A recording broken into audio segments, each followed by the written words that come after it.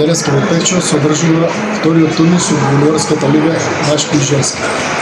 Веќе трет пат Пехчево домаќин на некои државни меропријатија кои што се одржуваат. Неколку години беше Берово домаќин, сега е Пехчево и посебно ми е драго што и Пехчево влезе во овој серијал на тие државни меропријатија.